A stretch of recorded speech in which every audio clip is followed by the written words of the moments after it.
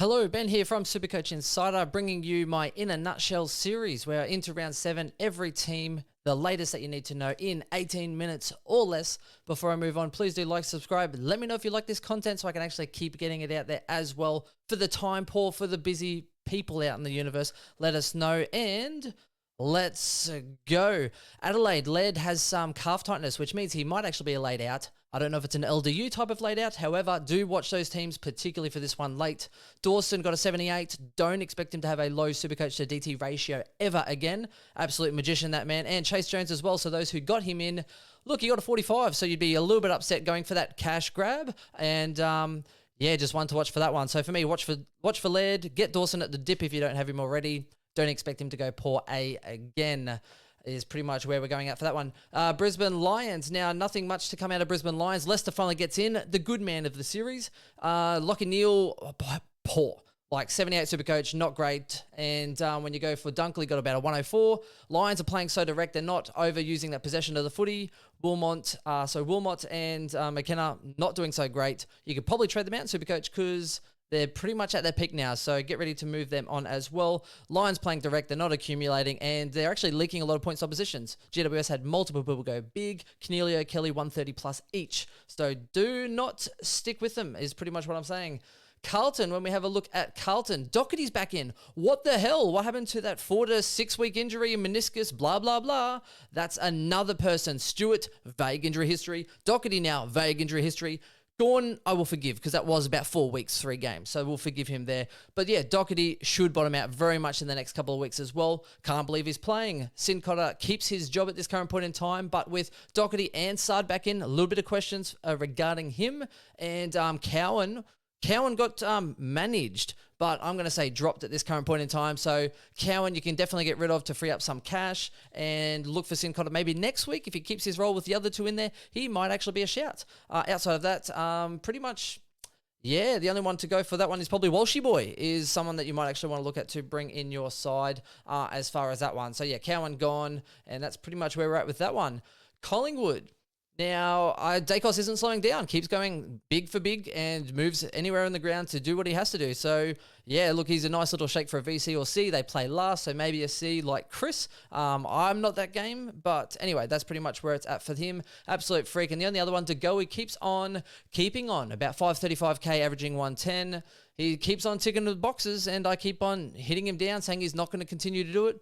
But hey, let me know if you're on that train. So for me, I'm a pass. But yeah, let me know what you think is pretty much where we are at with that one.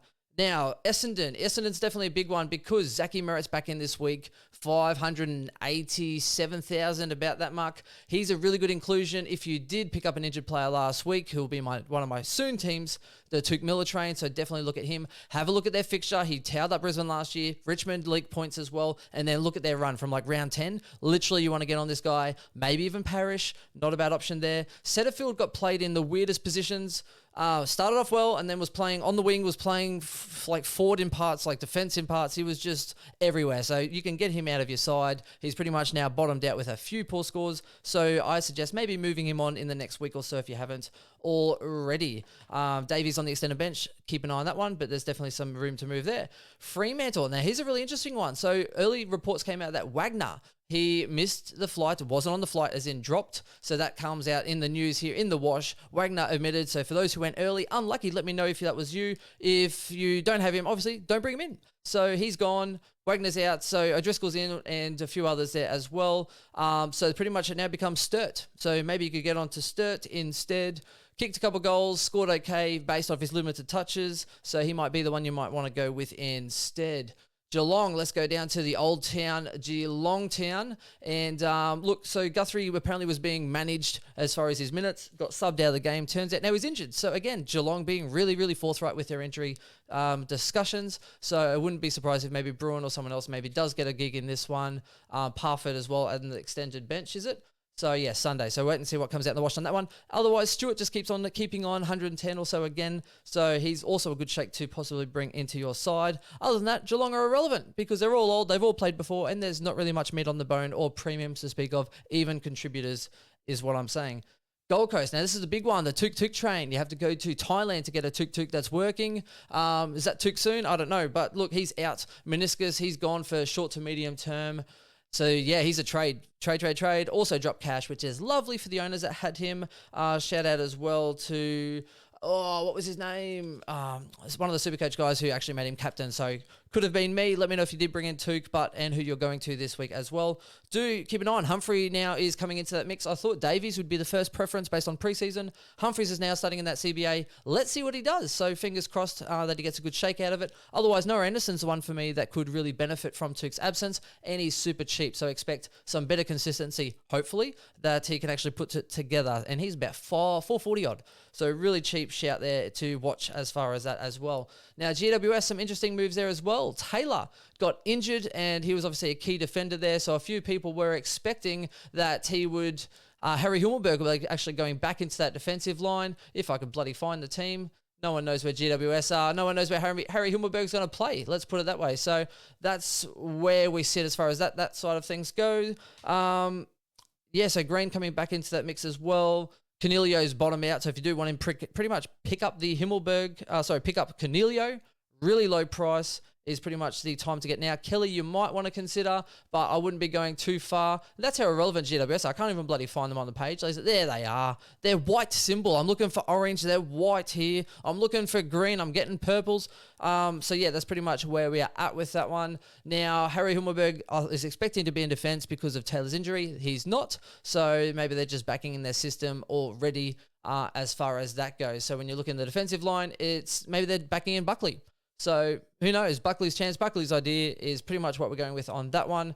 And let's see what sort of comes out in the wash as far as how they go. Now, when we move on though, Hawthorn is another interesting one. They dropped a lot of people, the old Hawks. And I mean a lot as in a lot. So Will Day comes back into that mix. Ward's back in.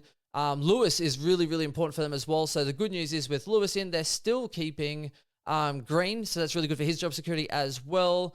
And then we have a look at it. So Seamus, if I've said it right, finally, Seamus Mitchell, the guy with two first names, and no one cares because he has two first names, but he did keep his spot. However, have a look at the extended bench. McDonald, Scrimshaw, Cam McKenzie, and Granger Barras. So, hey, there's a couple of defenders in that mix. I don't feel super secure about it, but look, he's got the job. He's got a good scoring, so hopefully he gets 2 games and goes 100 plus as far as money making. So, yeah, I think you have to kind of bring him in, especially with Wagner gone and out of that mix. So, yeah, bring him in and make magic happen is pretty much what I'm saying. The other one, so Day you could get in 450K, averaging 100. Chris really likes him. I'm sort of on the fence, but I can understand why people might go there. Definitely value if you want to get him this week as well is where I'd be heading with that. So, yeah, a few movers and shakers there. Moving more than Sicily on the bench when the goal-winning kick was kicked against him. So, yeah, Sicily took himself to the bench for a rest, and then his opponent kicked the winning goal against him. Don't know any time he'll stay on the bench again. So, and they made some lovely comments about Tasmania. So, well done, Sicily, your finest hour, but I do like you, so I don't want to hang too much shit on you, to be honest. Melbourne, now, Clary. North Melbourne, get on the Clary train is pretty much where we are at with that one. If you don't have him, you might want to look to get him soon. Super high break even, so you don't have to go this week, but I would be looking the next week or two, and you might get to about that 630 mark, but he should go at least one banger over those next 3 rounds. Have a look at their fixture. I wouldn't expect him to go too many low games coming from this point forward. Petrarch is another one to keep an eye on. He might get DPP status, depending if they rest him forward more against these weaker teams. Maxi Gawn, 34%. Is a possible forward shake as well. Super high break even. Grundy's the important one because Grundy only had like 64% time on ground because Gawn was in the team. His lifespan is short, ladies and gentlemen. So if you might keep him this week with the 134 break even and move him to Gawn next week. But either way, he's dropping cash. Gawn's dropping cash. Who's going to drop more? Gawn. So look, you're going to have to move on Grundy if you did bring him in. Low time on ground, scored like 12 or 14 in the first half or something. It was horrible. So, yeah, definitely look to move him on as well. Van Ruin was on 18 Supercoach, looked to be getting subbed out of the game in quarter 4. Literally 2 to 3 minutes away from being subbed on. Bugger all score, maybe getting dropped. Next minute, 3 goals. Literally tore up Young. So Young stayed and took him in defense. And then it was... the other guy, I can't even think of him now. So Richmond fellow went and played forward to try and create some opportunities for him. So, yeah, Chandler as well kicked 3 goals and scored an 85. So expect those 2 guys to possibly tower up against some weak opponents and keep on making cash. North Melbourne, really interesting. Will Phillips is now omitted, so he's probably made enough cash for you, luckily enough. And I suggest probably moving him on. I do believe he's on the extended bench, so he could actually be a sub as well this week. So yeah, there he is, Will Phillips. So maybe he's a sub, so you might actually have to get rid of him this week, unless, I don't know his break even. So you might be able to hold for one, see how he goes, and work it out from there. Port Adelaide, Wines. I'm interested to see how much Wines actually drops in cash. I think he's about 400 flat K at the moment, so let's see how far he actually drops on that one. When you have a look at Butters, did all right for that purpose. 93, I think he got, so he looked okay for the better part of it. Teagle is pretty much where it's all at because he replaced Lysette last week and did serviceably, got an 80-odd Supercoach. If he goes well again, you might even get really ballsy and just go, hey, Grundy to Teagle and go and get a premium elsewhere and then wait for English to drop. Because at the moment, English is about 90-odd K, I think, to go to, which is pretty much what he was when you went Grundy instead of English anyway. So let me know which way you went on that one. Now, Port Adelaide still, so Teagle's there. Yep, I think that's pretty much it. Rosie did what Rosie should do against weak teams and got a 126 or so. Richmond. Now, Richmond's a little bit interesting. Those who had Samson Ryan were gifted, performed quite well, got like an 80-odd and did really well against Melbourne's Rucks, so kudos to him for that one. Now, you have a look, Prestia is out in that one, so he's a little bit tight and they didn't want to rest him. Young obviously had a really poor score, just didn't get the intercepts, etc., that were part of that defensive mix-up, and then got towed up in the fourth quarter by a young forward. So yeah, that's a little concerning. He might actually be one to get out of your side as well shortly if he doesn't get another spike game coming up. So that's pretty much it for them. Clark as well had low time on ground, had a few opportunities and butchered it a little bit. I expect, hopefully he gets named. So he's on the extended bench again, probably tossing up between a few of those players, whether he gets named. I'm hoping he does keep his spot because I still think he provides quite a bit of value for that team. Sydney, I'll say St Kilda, sorry, Filippo. Now, Filippo's role changed a little bit. He was getting a little bit of CBA with Steele out. Steele came back into that side, and literally he had 0 CBA, pushed up the ground a lot more, wasn't even in like forward 50. So it's interesting to sort of see what happens there. Now, you don't have to get rid of him just yet. I don't mind even putting the E emergency on him this week because they play first. See how he goes. If it's no good, you can get rid of him next week. I don't think you'll really lose much cash. But if you have no one else to get rid of, I think he's definitely someone you might actually look to get rid of for that. Steele is one to notice. He had a horrible game. Low time on ground, low CBAs, easing him back in. Yeah, so he's going to be under 500K very soon after the injury game and then this first one up. So if Steele under 500K, I think that's an absolute bargain. So keep an eye on that one. He should be in your plans for the next sort of 3 weeks. And if not, then you need to readjust yourself for that one. Which is pretty much where we are at with St Kilda. Sydney, now you've still got Mills in defence a little bit. I think he's perked up to about a 29% CBA, 29% defender status. So he needs to get to 35. Not sure what's going to happen. He needs about 3 more rounds in that. Actually, let's have a look, see where they do have him. Probably midfield. He's still getting a little bit of the shake out of that tree. So where are they? Following Laddams, Rowbottom, Warner, Hayward, Mills is still in the CBA there. So we'll see because McCartan comes back in. Rampy's still injured though, so let's see what happens. If the Giants kick a couple goals early, they might actually shift him back to sort of strengthen things up. So yeah, definitely keep an eye on that one for me. Roberts is the big one there. Bloody cash cow. Roberts gone, injured, and it came out I think 8 to 10 weeks. So it's horrible. Made literally bugger all cash and out of my side again. So the problem is he has to stay on my side for a while because I need that cash to upgrade and get that cadence, which means I'm just going to have to wait for maybe the point where there's no cash to be made in upgrading. So I can't downgrade to upgrade and get that, the cadence going to, improve my side. And then I might have to sideways later to try and make some gen when there is none. So yeah, look, it's really disappointing for those that had him. And a horrible score on field for a lot of you, like me, if that was you. So see how that pans out. Western Bulldogs, English is going to the moon. It's about as easy as I could say it. I can't really say much more about it except English is going to the moon. So, and against Hawks, I could easily see English going 180 this week. We've seen him with a high ceiling going like 200s, 180s, etc. This screams danger game for me because I don't have him yet. It depends if I bring him in. I don't know. Look, it's a lot of money to spend on someone when you don't have them. So look, it's definitely screams danger game here for either him or Bontempelli. One of them's going big. Bont went massive last week. Absolutely massive stocks there. So, now people are trying to get him in, but he's super expensive because of that really big score. So you let me know. So if it's for me and I had English, I'd probably be going him over Bontempelli for this game because I think it literally screams danger for him. Now, Hawks have done really well in the ruck lineup though. So Goldie's the only one that hasn't really done. He's the only one that has done super well against Hawks so far. However, English gets the ball around the ground a lot more, and I think Hawks will be opened up outside.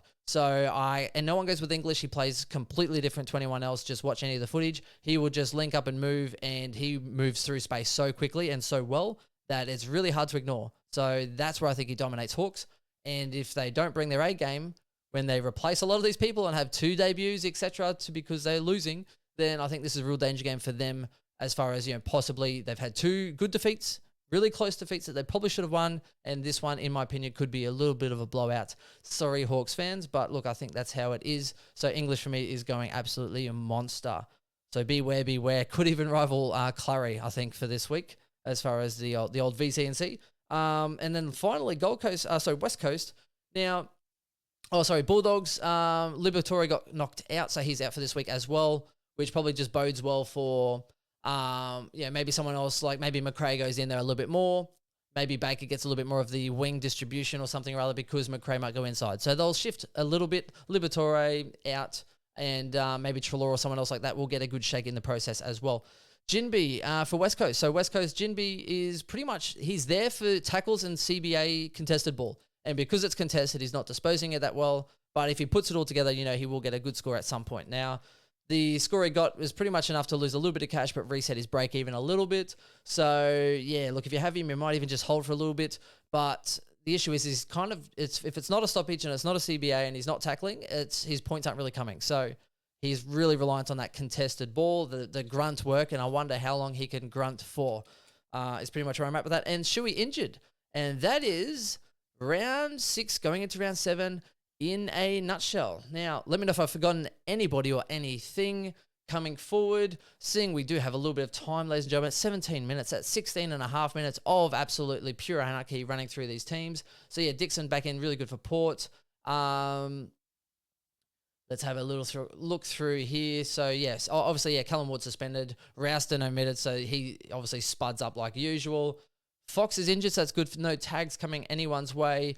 McInerney omitted, so yeah, hasn't really been set in the world of light, has he? Really stoked to see Lewis. Bailey Smith in. How did I miss Bailey Smith in? So there you go, like a $500,000 forward. He might actually just come straight into a bit of CBA to replace Liberatore, so that is a good in for the Dogs as well. He could really tear it up. So I'm keen to see how Bailey Smith is tracking. Another one to now watch for the next few weeks as well to bring him into that side. And Doherty, I can't believe it. Sard's back into that side as well. Hooney's back in, good. And then otherwise, it's just some Sunday teams. I expect Davies to get the nod for that part. And let's see how they go. But that's this. And this is, I didn't even do the sound waves guy, ladies and gentlemen. No, this is me in a nutshell. Help, I'm in a nutshell. And that's How did I 18 get minutes. into this nutshell? Ladies and gentlemen, thank you very much. Like, subscribe, and bye.